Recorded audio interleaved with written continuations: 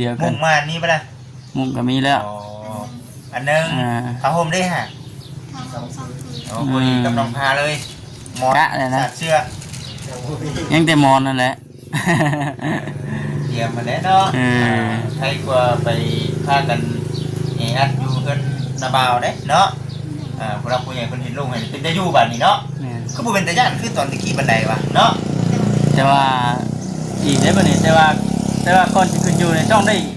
ด้ขึ้นดีได้บ่เพื่อนนี่ยังไม่ได้ขึ้นบ่โอ้ยังนี่เพราะว่าปะให้เป็นห้างโดนเลยดิเนาะป้าห้างกี่ปีเลย3 ปีแล้วบ่าวไม่มีงบให้นี่ได้แต่มุกกับย่อให้อยู่คำว่าขึ้นแบบคือขึ้นแบบง่ายๆคือนะละว่าเนี่ยมันเป็นไปได้ง่ายๆที่สุดบ่ได้ที่ก็เป็นชาญคือเขาต้องตามว่าง่ายๆต้องตามที่ตามโค้งเนาะตามประเพณีมันเนาะตามประเพณีเขาเคยขึ้นนั่นแหละว่าง่ายๆคือขึ้นแบบเดียวกันกับขึ้นบ้านใหม่เลยแหละเอาแบบใหม่ๆเลยเนาะแบบใหม่เลยเนาะขึ้นใหม่เลยแหละขึ้นใหม่เลยพวกใหม่เนาะ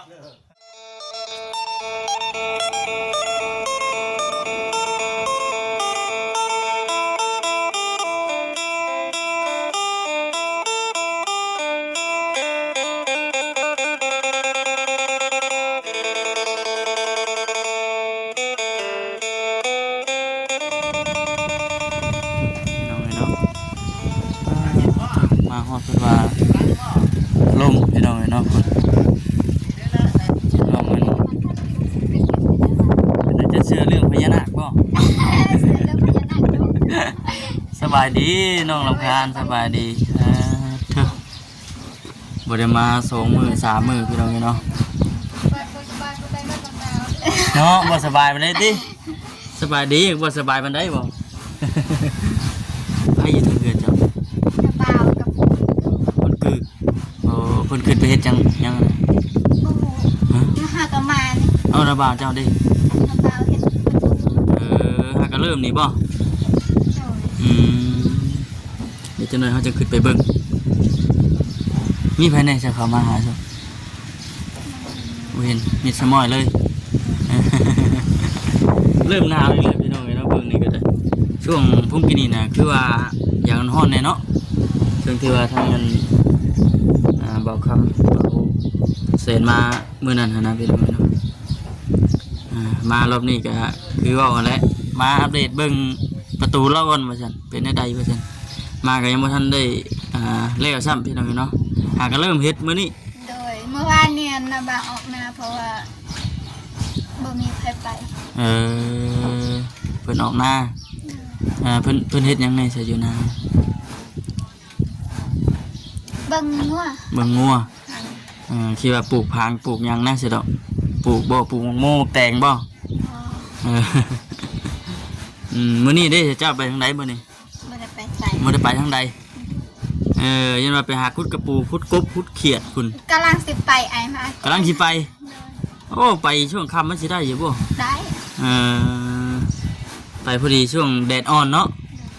มันจังบ่ฮ้อนปานใดเลยไปแต่เช้ามันหนาวพอไปแต่เช้ามันหนาวซ้ำนี่พอดีฟิงแดดว่าซั่นติมันก็หลายอย่างอยู่แล้วแค่ว่าไปหาเนาะบ่จักขวยหอยแน่พุดกระปูแน่กบเขียดแน่ส่วนมากมันมานอยู่บ่กบมานอยู่พอได้กินแบบเฮาขุดไปเรื่อยๆบ่เด้อแย่ไปนำแย่ไปนำแต่มันเลิกหน่วยกับป้าได้เนาะป้าจะเฮาพูดป้าไปพาทางพวกพี่น้องที่เพิ่นไปเลาะเบิ่งกันทางนาบาเพิ่นเฮ็ดประตูก่อนพี่น้องเอ้ยมานำกัน2 คนมื้อนี้ก็ได้จังได๋ก็มีแต่ว่าทักทายสบายดีเด้อพี่น้องเด้อฮะเอ้าขึ้นเทิงพุ่นแล้วบาดทีนี้เดี๋ยวถามธรรมจิตเพิ่นก่อนบ่ถามธรรมจิตเพิ่นก่อนก็ได้ไปเจ้าขึ้นก่อนนี่เด้อพี่น้องเอ้ยเนาะเมื่อนั้นน่ะทางอันบ่าวคำบ่าวเสนบ่าวสลีได้พากันมาเมื่อนั้นก็คือซื้อสังกะสีมาให้เพิ่นเฮ็ดใส่ประตู แต่ว่าทางระบาเพิ่นยังบ่ทันได้วางเวียกว่าซั่นจ้ะมื้อนี้คือสิว่างแล้วล่ะพี่น้องเนาะมื้อนี้เนาะว่างแล้วก็แม่นมาลุยต่อแล้วก็ได้อันใดก็มีแต่ว่าสิพาทาง FC รอเบิ่งอัปเดตเบิ่งไปนํกันพี่น้องเอ้ยเนาะใส่ผ้าใส่หยังก็คืออยู่ครับ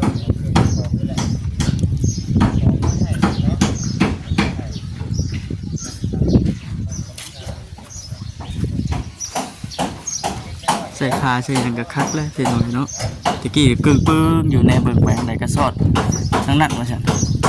ตั้งแต่แอมพาเจ้าก็ยังบ่ทันได้มาบ่ ยังไงโอ้ เป็นจังไดบัดนี้ กระแค่นี่เนาะเกือบได้ทางนี้ เดี๋ยวบ่ เอามาสบายดี มาดีพี่น้อง ไปโซน เนาะ นี้ดิ ฮะ กระเบื้องโซนนี้ดูเดี๋ยวมาเลยคุณ ไปละ พันสบายดี จะคักอยู่แล้วแจ้งอยู่จัง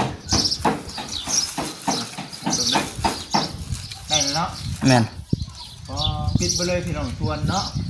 พอดีเป๊ะเลยนะ15แผ่นนี่เนาะ หาแผ่นพอดีเป๊ะได้ป่ะโอ้ 15แผ่นพอดีเลย เนาะ แม่น ไปปิ้งอย่างเนาะนี่เนาะ หอมเลยติ ตีรังชวนแค่นี่ ปิ้งปลามันก็หนีไปจ้ะ ปิ้งปลาป่ะปิ้งกบป่ะว่า ปิ้งหยังก่อนน้องคันมันหมู เชิมหม้อนี่เชิมเสาเนาะเชิมเสาอย่างไรเนาะเชิมเสาโอ้สะอาดเนาะน้องน้ำคานบ้านี่ โอ้น้ำมือเราสิได้มาอยู่นี่แล้วให้หาปัดกวดแล้วบัดนี้บ่จักทั้งเทิงบ่จักกันทั้งลุ่ม อย่าเด้อเพื่อนมันยังไม่ได้กดพี่น้องเอาได้ป่ะ ได้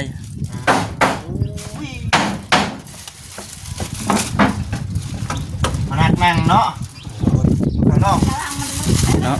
สบายดีเด้อสบายดี บายดี เฮ้ยวะ เมื่อยเติบเลยดิ เป็นช้างนี่ดูนี่แหละ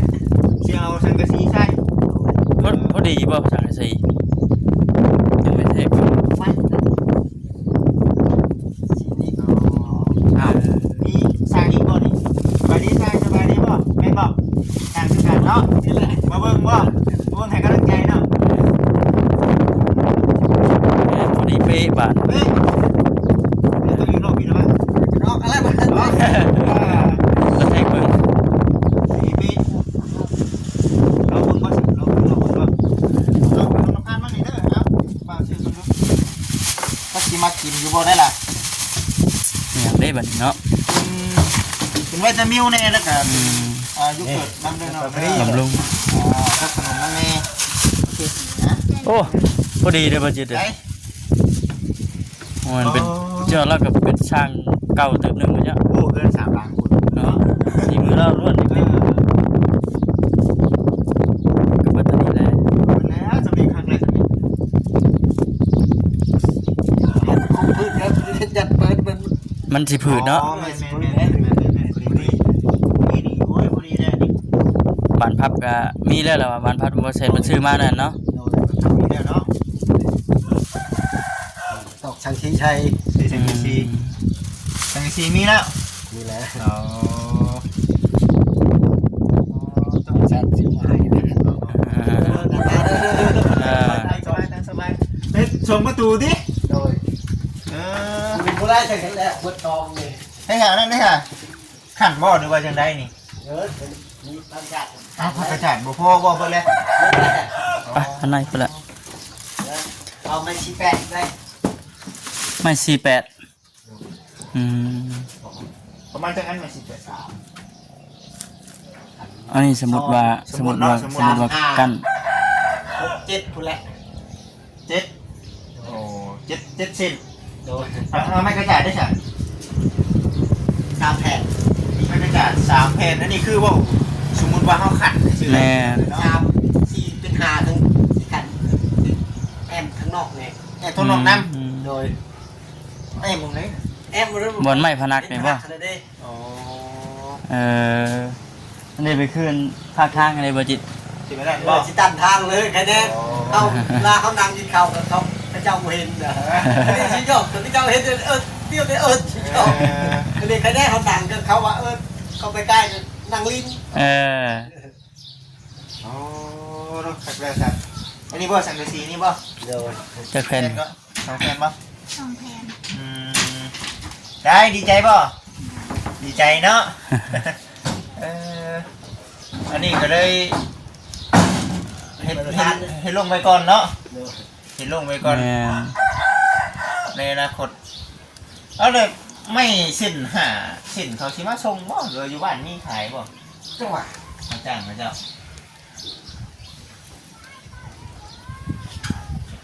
เนี่ยว่าพวกน้องชื่อมาชมเลยเวลามีเวลามาแบบนี้ครับ เรียบร้อยเข้ามาบ่ได้เนาะ ไม่ได้นะไม่ได้ ไม่สิแปลนี่นะว่ะ โดย ตัดมาเด้เห็นว่าเห็นว่าพื้นว่า ตัดติ มีงบซื้อกันนะพี่น้องเนาะต้องตัดมา2 เมตรนี่เด้อคือนี่แหละน่ะ ตัดมาเห็นบ่ ตัดมานะ ต่อเอาวัน โอ้เห็น มา นี่ดิ กลางเลยต่อเอาวันนี้ บ่มันนั่นก็บ่มีปัญหาดอกสาพี่น้องมีงบเนาะ เห็นว่ามีงบนะ ให้พวกน้องซื้อมา แม่น เฮ็ดให้ร้านต้องการนี่แหละ ตัดเลยเนาะเป็นอะไรก็จะว่า7บ่7เส้นกับปากกระดาษช้าง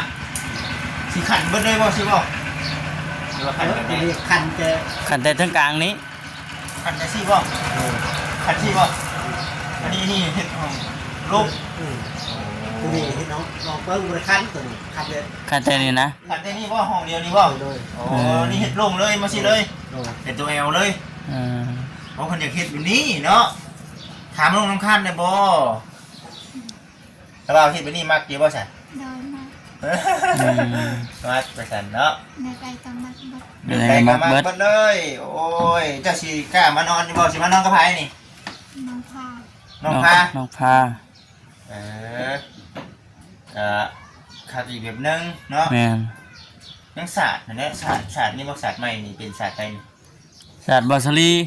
ซื้อมาให้เมื่อนั้นทางผู้รักผู้ใหญ่เพิ่นน่ะเด้ทางอ้ายเพิ่น ปูเบิดเลยเนาะมันจังแบบบ่ย่านเด้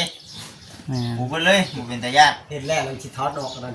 ตัดเลย ตัวไหน นี่ ตัวนี้บ่ มีได้ มันโนพุดดิ นี่ตัดคือว่าเคยไม่ได้บอกไอ้ตัด โอ้แม่น ตัวนั้นมันงามให้บ่มันมีคืบหนึงก็มีเลยดิเชื่อไหม นี่เด้เนาะ เว้น อ๋อคิดให้ลาน ยังเห็นว่าวันนี้เชื่อมาดีกับเว้นนึงแล้วมันไม่ได้กับนู้นนึงแล้ว เฮาต้องตัดให้มันเสมอกันเนาะ โดยคือว่าคำสาปนี่ แต่มันก็สิคานในหันและฉาดเขาเหยียบไปเหยียบมา แม่นนะ อันนี้ใครได้ปูอันนี้มันเพียงเลย ให้มันเรียบกันเลยติ ต้องปูห่างนะนี่ที่นี่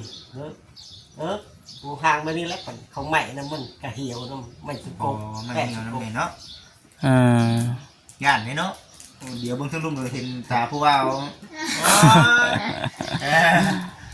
ย่านเลยเนาะ ปูจะข้างแน่แล้วจะแปะกับพ่อเลย เป็นมาพอน้ำเนยเนาะ โดย โดยพี่น้องเลย โทษนะบ่าวเขาไปงบทั่วเลยเอา เฮ็ดตามงบตามกำลัง นี่ก็ห้าได้น้ำบ่าวได้เงินเลยครับ5คนปาดให้แน่คนเขาแน่ เจ้าจะได้ไม่งามกับเขาจะได้แพงมานี่ ว้าย ไม่ถึง เนาะ ก้มจะใครได้แพง10,000 20,000เลยจ้างเขาเจ้านี่นะน้ำบ่าวกับบุมี่เจ้า ซอยแห้งเอาเนาะ เจอแห้งแผ่นกันน้ำแผ่นสองแผ่นนี่เลยหันเลยมา ไอ้ว่าข้างนอกนะครับพวกพ่อกะอยากห่างๆไว้สิเนาะ โดน ห่างเนาะ มูอะมาปาดให้นี่ได้นี่ บนชิบไปถอยไว้บวงเด้น้องน้ำคัน เฮ็ดจังได๋บัด ข้างนอก ข้างนอกพี่บ่ ขออนุญาตพี่น้องเนาะมานั่งใกล้ๆก่อนไว้ข้างนี้บ่มีกันคนรักเอาบ่ บ่มีแผ่นหลักมันเจ้าของอยู่แล้ว เจ้าของอยู่เลยเนาะเจ้าของมาอยู่บัดคือสุดก่อนนี่ขนาดฝาก็ยังเฮียเนาะไปตามลุ่มตามเล่งเลยขนาดฝาได้นี่หรือว่ากว้างเนาะกว้างอีกแบบนึงอีกแต่ว่าผ้าห่มพื้นนอนยังบ่มี บอสลี บาสลีเซอร์ให้แล้ว มาพร้อมเดียวกันกับมัน ศาสตร์ศาสตร์แล้วก็อันนี้ด้วยสังกะสีมือเดียวกั มุ่ น งมานี่ปะล่ะ มุงก็มีแล้ว อ๋ออันหนึง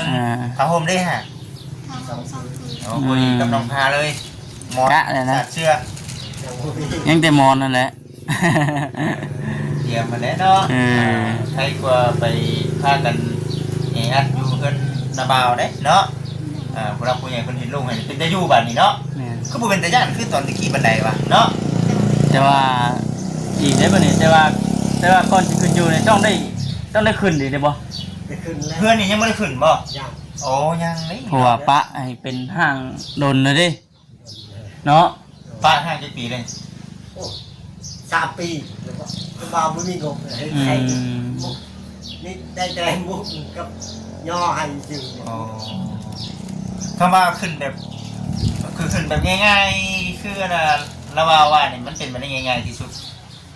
บ่ได้ทั่วแล้ว บ่ได้คือเก่า เป็นชาติบ่คือเฮา ต้องตามว่าง่ายๆต้องตามที่ตามโค้งเนาะ โดยเขาก็อง ตามประเพณีมันเนาะ ตามประเพณีเขาเคยขึ้นนั่นแหละ ว่าง่ายๆคือขึ้นแบบเดียวกันกับขึ้นบ้านใหม่เลยแหละเบิ่ง เอาแบบใหม่ๆเลยเนาะแบบใหม่เลยเนาะ โดยแบบเกินใหม่เลยแหละ เหมือนใหม่เลย ใหม่เลย ปลูกใหม่เนาะ เออ โอ้เราเห็ดตั้งแต่ใหม่ยังเกี่ยงยังงามพุ่นเนาะ อ่า บัดนี้มันบ่เกี่ยงนะบาดนี้ว่าซั่นสิพุ่นเต็มเบิดเด้ก็ถือว่าใหม่เบิดแหละบาดนี้ก็ได้เนาะใหม่เบิดแหละ เริ่มต้นใหม่บ้านตะกี้เพิ่นสิคิดจักดีเนาะน้องน้ำพานเนาะว่าสิได้มานอนเฮือนตัวเองเนาะมีผามีหยังใช้มีประตูใช้ให้คือบัดนี้ขึ้นมาล่างมาหยังเฮ็ดหวย เรียนกันแล้วเห็นแล้วล่างเลยเด้ดอกเป็น ล่างเลย ร่างเลยนี่เฮ็ดอยู่ได้ร่าง ทั่วผ้าเก่า เอาผ้าเก่าชูเอาเอาน้ำมาใช้ ไปสูบเอา ชูมันเป็นชูเพื่อชูแห้งเฮานี่เนาะ น้ำกอก เป็นน้ำก๊อก มาด้านคุณละ อืม มาด้านรูปเรียบ เป็นว่ามีชายใดยังว่าดึงขึ้นมาสีดใส่แล้วเนาะ น้ำบ่าวได้ใช่น้ำบ่าว น้ำบ่าวบ่มี บ่มีนะบ่าว อ๋อ ในผ้าน่ะมี ผ้ามี อ๋อ เขาแต่บ่มี แต่ว่าบ่มีใดน้ำ โดย แต่ว่าเขาเจาะอยู่บ่แถวนี้เจาะมีน้ำอยู่บ่แถวนี้ มีนะแต่ อ๋อ ดอกหอบเบิด หอมเบิด พุดน้ำบ่าวนี่แหละหลังนี่แหละบ่มี มีแต่บ่เลยดิมีเงินนี่แหละเนาะ เออบ่มีงบนี่แห แล้ ละ วฉันเขาเจาะอยู่ทางนี้ ราคามันเท่าไหร่ก็ ได้เท่าไหร่8,000 9,000 9,000 พัน 9,000เนาะประมาณนั้นคือทั้งได้ทั้งใดได้ทั้งนี่เลยเนาะ แล้วแลกติเขาดึงเขาเจ้ามาเจาะที่กายที่ชื่อเนี่ย8,000 9,000ถึงได้ อืม จะเหยียบลักหมื่นนี่นะมีคิดเจาะอยู่พุ่นทางนอกกะยังประมาณนั้น หมื่นเนาะบ่คือตะกี้เด้ เพลงไปได้เลยนี่เฮ้ย ได้มาแล้ว เพลงไปแล้ว มะนาวบ่นี่ฮะ หนาว หนาวว่าฉันเนาะ อันนี้ก็เอาเข้าไปแต่ลัดปลาย แต่กี้พุ่นติ ต่อไฟตั้งแต่ลาดบ่ายดิ โดยไปหารับจ้างโมงแล้วถึงจะได้จังพอแห้ง อืม เป็นปีคนนั้นจะได้ลัดปลายเลย ไม่ใช่ลาดบ่ายมันธรรมดาเนาะแม่นแหละ เดี๋ยวนี้สิเจ้ายัด10,000 20,000คนแล้ว ประมาณนั้นแหละ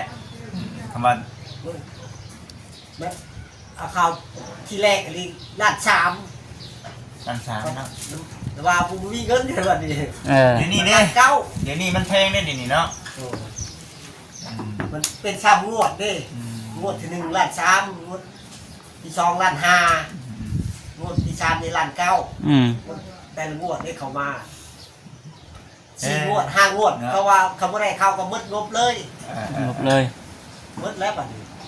อืม เจ้าเข้ามานี่ก็แพงแล้วเจ้าอ่ะ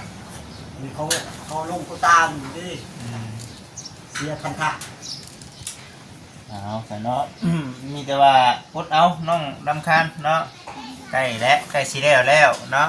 ใกล้สิแล้วก็มาปูชาตินี้จักผืนก็บ่คำว่าสดี พื้นหนึง ผืนหนึงบ่ สะพื้นหนึง ผืนหนึง ชื่อตามงบที่ว่าทางผู้ใหญ่เพิ่นมอบให้นะ มันก็คักแล้วบัดนี้ แม่ เนาะ น คักแล้วพี่น้องเอ้ยบัดนี้ลมบ่ลวงปานใดอัดคนดูแลแล้วไปแล้วอัดเนาะแล้วลง คักๆๆกว่านี้ ครั้งนึงแหละ คักแล้ว แต่นี่ เรื่องไม่คันนี่นะ เอ้ยแบบนั้นน่ะปะน้องน้ำค้างไปบอกก่อน ไป ไปต้องเพิ่มอีกบ่ ระวังแต่ไม่เป็นแล้วนี่ได้นี่ อ่อนครับ เอาไปเห็นนึงแล้ว นี่ดิ อ๋อเพิ่นจะเอาขันประมาณนี้ อัดไปนั่นเด้บ่ยึดอยู่นี่ภาคทางกันเลย อ๋ออันแบบอันนั้นบ่ แม่นไหม อ๋อ เอาอันนี้ เวลาน้องน้ำคันนั่งกินข้าวจ้ำแจวคนจังบ่ท่วง โอ้ เอ้าว่าจัน โยเนาะจำเจียวก็ได้แล้วพี่น้องย่านคือว่าแล้วก็ม่วนมันเนาะว่าแล้วก็เนาะม่วนมันหมดเห็นหมดเลย อืม มัน เดี๋ยวเขาจะอัดอันนี้กันแล้วเราก็เห็นนึงแล้วเดี๋ยวทางไป ว่าสิมาห้องกันกับบ่แซนมื้อนี้พี่น้องเนาะแต่ว่าบ่แซนบัดอันน่ะน้องชายเพิ่นเนาะสิลงไปไทยต้องเข้าอันน่ะกลับบ้านไปส่งเขาเจ้าไปฟังไทยเลยว่าเอ้าฉันบ่จิตสิไปอัปเดตเบิ่งก่อนว่าซั่นน่ะนะ แม่น มาก็เห็นคักเลยเนาะน้องน้ำพานเนาะ คักเลยโอ้ยสิบ่อันนั้นบ่สิบ่นเห็ดกินบ่ โดย บ่อยู่ไฮเด้ ไปกันแล้ว บ่เดียวกันเนาะเอาตามเอาเนาะ โดย เ แอบมีการ อันนี้ได้ซะมาได้ใช้ เจ้า ชื่อบ่นี่ก็อะไรจะรับเท่าไหร่นี่ รับ10,000นึงก็บอกตามร้านประชาชินเจ้า อยากเฮ็ดให้ร้านงามอยู่เนาะบ่ได้ก็เนาะบ่คันบ่เฮ็ดบ่คืออีได้นี่ได้ อืม บ่ ไปเที่ยวยินหกยินหัวหมดแล้วอย่าโดนถือมันมีใครแท้อยู่มันยังข้าง มี เนี่ย ไม้พนักพิงเนี่ยเนาะนั่งเวลานั่งที่กับพิงเนี่ยก็คือเลยเนาะ นางมันโง่ลงกันจริงไอ้ยมรับแล้วเสีย thì cái đó nhưng mà không để yên nè เขาแอมก็ยังได้อีกนี่ แม่นอยู่สิได้นี่บ่เป็นหยังบ่ฮะจะว่าได้มันยันมนุษย์น่ะ เนาะ น้องรำคาญว่าระวังมนุษย์เด้อว่าซั่น จานจะไว้ที่ไหน ยันไว้สินี้โอ้ยบ่ดอกบ่ก็บ่ได้นักกว่านั้นเนาะคักแล้วพี่น้องเอ้ยเนาะอันนี้เสริมใหม่ได้นี่เนาะแม่นบ่เสริมใหม่ก็คือได้นี่กี่บ่ได้มีพี่น้องเอ้ยลงโจมอยู่ได้ตะกี้ นี่แหละตัวนั้น ตัวนี้นี่เสริมเองเนาะตะกี้บ่แสนเพิ่นว่าซื้อมาอันนึงแต่ในความคิดของทางเราว่าทั้งเจ้าทั้งที่เฮ็ดช่องห้องบ่หรือว่าจังได๋ ช่องห้อง อ๋อ เฮ็ดช่องประตูใครแน่มันง่ายเที่ยว มันออกแล้วก็เข้าบ่ เขาดูดิ สุดแล้วแต่ว่า เดี แล้ ยว วกันวันนี้ก็ได้ มีงานนี่นั่นกันยกเข้าแต่ปุ๊บปองเดียวกับปุ๊คักตัวแล้ว เฮ็ดเพื่ออนาคตเนาะ เข้า เงินหน้าโคตรนี่ ชุดเท่าแต่ว่าสร้างพี่น้องเอ้ยเนาะก็งามอยู่ได้ล่ะงามอีกหนาวแท้นี่สิกะย่าบ่นุ่งเนาะคือว่า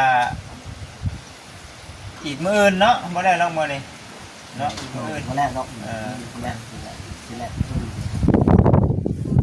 คือว่าน้าบ่าวพากันไปบุญสิหรอบ่ได้ไปบ่ มาไป ไกลครับ เคยไปเที่ยวบุญแต่นี่ครับ คนไป มันไกลเนาะ แม่น ไปมื้อนี้จะว่าบ่ได้ไปครับพี่น้องมันค่ำแล้ว มีเงินมีคำไปบ่ได้อีก ต้องใช้เงินเนาะ ต้องใช้เงิน เอาสิประมาณนี้แหละน้อง ไป พาก็ ก็ใช้เงินกันบ่หลายก็คุกที่5แสนก็คืออยู่ บ่ได้บ่ได้ การ เฮ็ด ที่ให้ชิปได้แชทนี่เว้ยมันต้องไปมีคนคารถนั่น ขนมคาราเขาเจ้าพี่น้องเอ้ยเนาะ มึงเห็นค่ารถกลับมาเอาเลยเนาะ เป็นแชทเลย แม่นแหละไปมาเนาะเป็นแสน เจ้าไปเป็นเจ้า หนาวแล้วน้องรำคาญไป เป็นเด้บอก หาน้องเชื่อน่ะเบิดเด้อเดี๋ยวไปหาน้องไปไปน้อง แต่น้องเชียร์ขึ้นยากมันก็ได้ บ่ใช่ก็ได้บ่ เพิ่นว่าสิไปหาคุดได้บ่จะได้เป็น พูดหยังสิ กระปูว่าจัง ใช้ ถ้าเข้ามา ยังไงก็ได้สีแดงบ่คุณเป็นอยู่บ่ เป็น เดี๋ยวเป็นสลักเนาะ เนี่ย เจ้านี่แหละคุณ กินล ลูกน้ำหลาน ขุด ไปเนาะ กระปูเห็นว่าเห็นกบก็บ่ได้เอาไปหาขุดกระปูดิ บ่เอากัน เอาไปคนกับปูดิ ไปหาขุดกระปูเนาะบ่ได้ไปหาขุดกบ จะไปก็ได้ชานโต๊ะ กบแต่นี่บ่คนบ่เอาพ่อจะใกล้บ้านแท้ มานไผมานมันเนาะ ผมไปของมันพี่เราไปไหนจะ เขา ว่า เนี่ยลูกหลานผู้ใหญ่เลยไปก่อนเขาไปนั่งก็ได้ ไปได้เลยเพื่อนเรา เดี๋ยวครับหาน้ำไม้ให้พวกเนาะ โชคไผมานมันเนาะ ไปประมาณนั้นเลยจะเสือมูเขาก้อนก่อนจะทำเป็นรักก็จะได้ก่อนทำยอดอันเดียวพอ ลงเนี่ยพอดีเนาะพอดีเพื่อนเลี้ยวเลยน้องน้ำคานเลยเนาะเลี้ยวเลยกันพูดแล้วบัดนี้เราถ่าคำตอบจากทั้งบริษัทเพิ่นมือขึ้นมืออยู่พูดแล้ว แม่น เนาะเป็นพิธีเนาะ แม่น พอเป็นพิธีเงินใหม่ใส่เงินงามเนาะ แม่น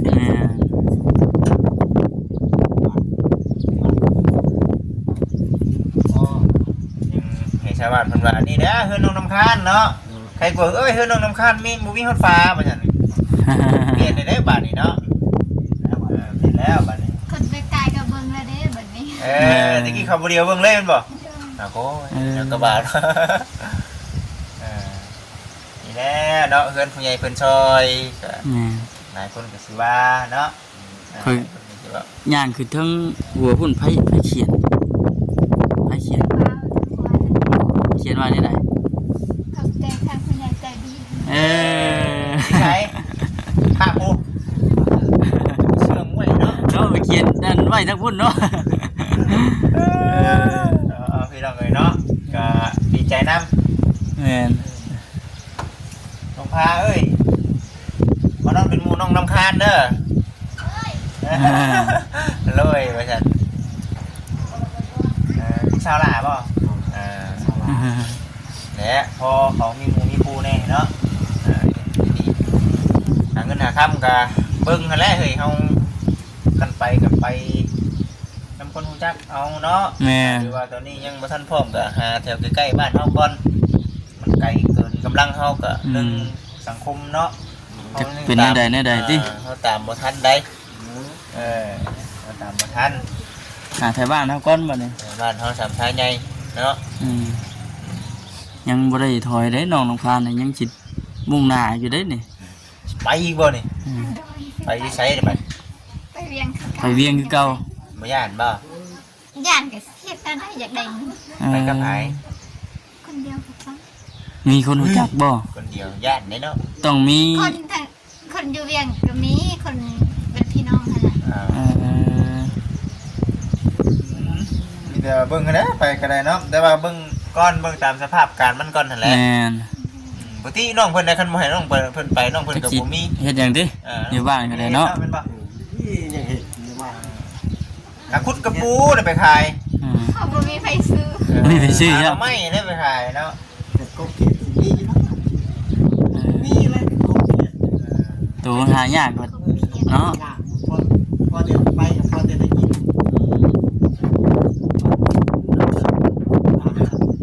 บางมือก็ได้บางมือก็บ่ได้เนาะ กูพลาดเนาะแทนเลยมึง แต่กระปูนี่กินจนสิเป็นกระปูไปแล้วสิเนาะเนาะเอาสามพี่น้องเลยเนาะเบิ่งหาบ่ครับได้แล้วบ่คือสิประมาณนี้แหละ แม่น ถือว่าได้มาเป็นเบิ่ง แม่น ดีใจนำมาแน่เนาะผู้ใดมื้อหน้ามื้อใดผู้ใดบ่เซ็นสิมาเยี่ยมมายามพี่น้องเอ้ยหาเลาะก่อนเนาะเบิ่งเด้อหาเลาะเบิ่งก่อนเด้อ ไปหารถเบิ่งเฮาก็ได้ ลงตารางก่อน เนาะ ตามสบายดีว่าพักผ่อนก่อนก่อนนะไอ้เอ้ย พักก่อนก่อน ได้สำเร็จแล้วทำเลย ลุยตั้งแต่จักโมงเด้อเฮ็ดตั้งแต่จักโมงเด้อ นี่เลย ฮะ 10 โมงนี่ บ่ตั้งแต่10 โมงพุ่น 10 11นี่เลย พักกินข้าวเที่ยงแล้วก็มาลุยต่ออีก ไปพักเลย บ่ได้พักเลยอ๋อจ้ะขอว่าอยากเฮ็ดให้ร้านแล้วเนาะแล้วก็ได้เนาะจังแบบคักแน่ ได้อยู่นี่แหละพักเลยพักตาเลยนะ ป้องนี่ก็อย่างห่างแน่นะพี่น้องป้องนี่พุ่นแล้วบัดเฮามีศาสตร์มีหยังพุ่นแล้วปูปกรถบัด เล่นเนาะ เอาพี่น้องเนาะแต่ว่าสิประมาณนี้ได้ทำก็ได้จะเลาะคนก็จะ